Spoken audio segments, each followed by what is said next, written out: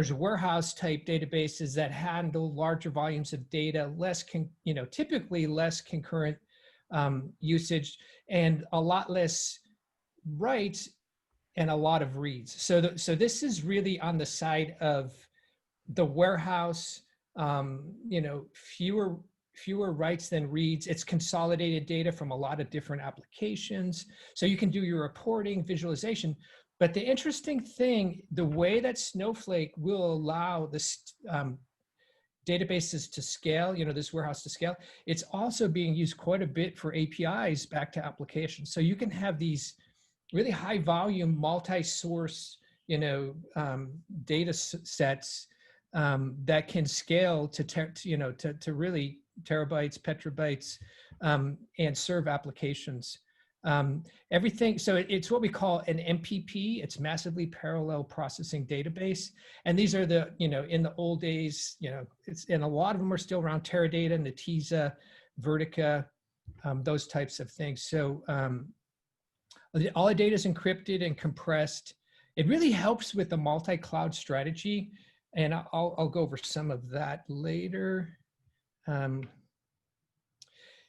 And one of the big things about Snowflake is really data sharing.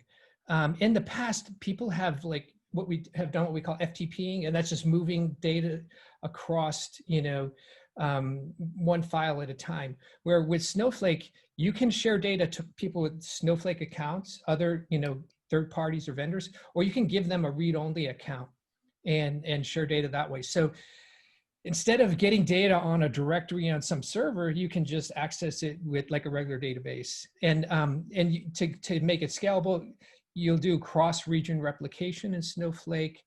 And to handle a multi-cloud strategy, you have one provider. You can get Snowflake on, Google or Amazon or AWS. You just have really one of those systems host Snowflake, but every other system can read it, and share that data. So typically, you'll share that data and do most of the transactions through the cloud system of record. So, and one of the big things about Snowflake that I really haven't seen on the traditional ones is the separate of compute and storage. So once you write the data, you can define compute, or the warehouse is what Snowflake calls them, for things like BI and, reporting, data science, the transformation, all the data, that you're using SQL in the database to move data around. SQL analysts, people that are doing self-service. So the same data, you don't have to replicate the data or copy the data unless it's a regional, reason to do that.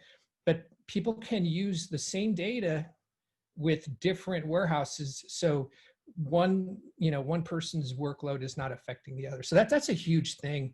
And lastly, one thing that really separates Snowflake, and then I'll get into, really showing you some of how it works, is when they write data to Snowflake, they naturally cluster data together and they write really small micro partitions. So instead of updating data in partitions and analyzing or getting new statistics as you write data, it's just really doing really good housekeeping and keeping metadata about that data.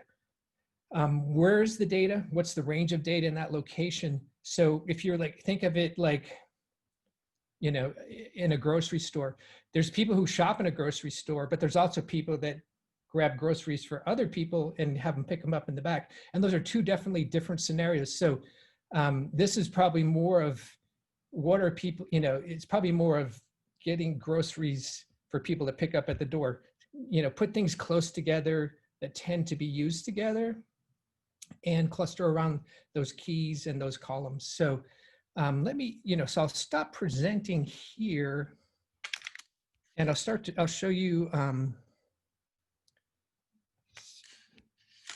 see, how do I get on a exit?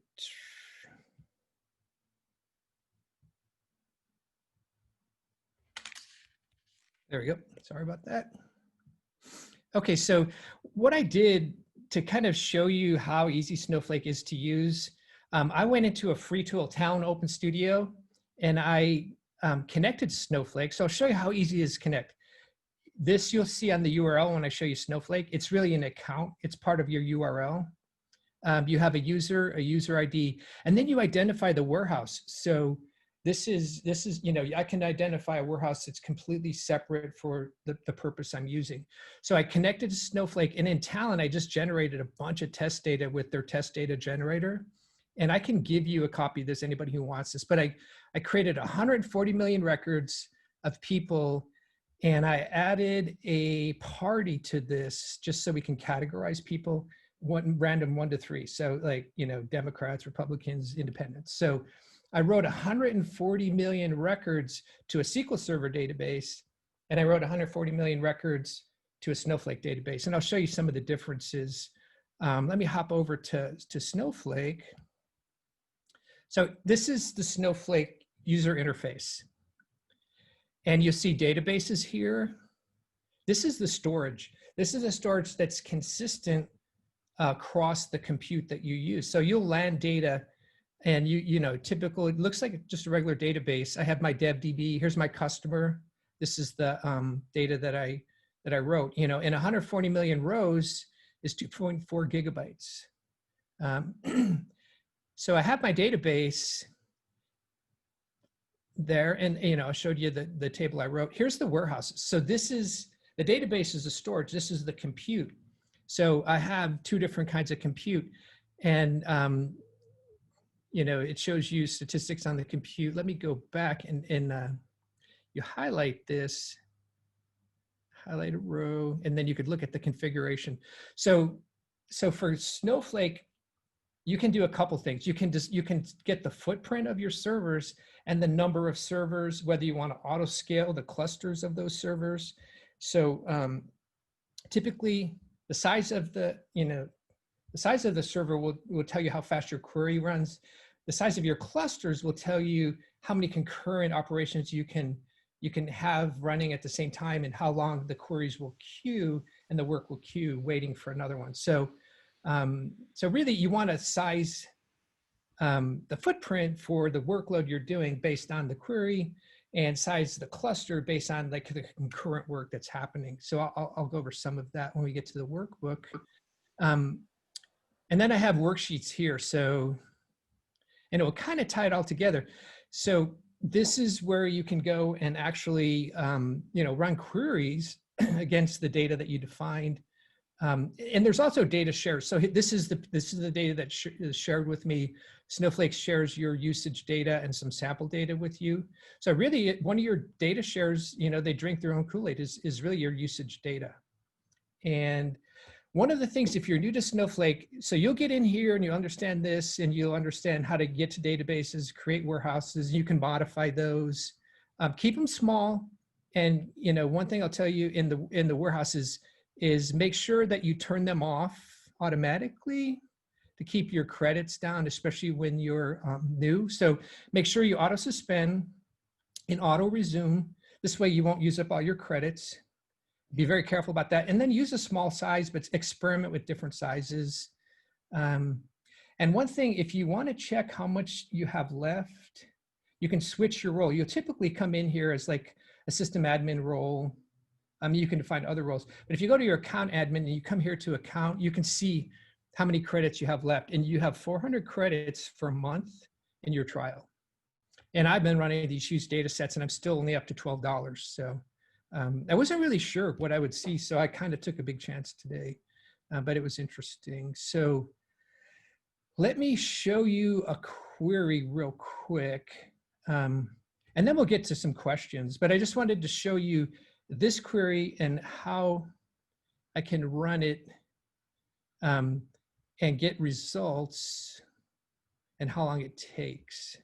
So I'm basically going against 140 million rows, and I'm filtering on the name Johnson, and it's just seeing by state how many people voted within each party. And if you know talent test data, they use presidential names to kind of as sample names. So let me do the whole data set. And one thing I'll show you here is how Snowflake will rerun cached queries so it really saves a lot of compute. So this is 159 milliseconds to really run the whole data. Whoops, what did,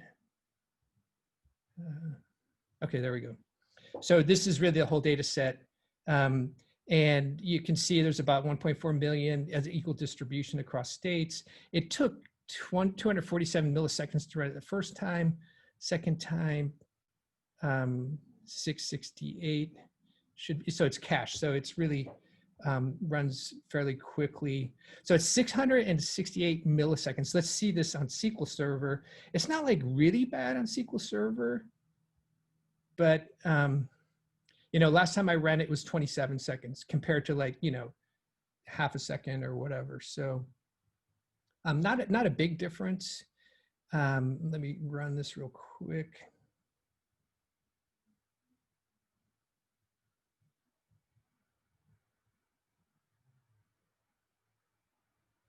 And you know, you could, so when you know, and why go to a you know, cloud database? It's definitely faster, it scales better. And if you're doing connectivity to things, it's much easier to connect in the cloud across an enterprise than to have gateways to your, you know, to your on-premise servers. Oh, it's taking much longer now. Okay, so this took 34 seconds. 34 seconds compared to a half second. Like, you know, is it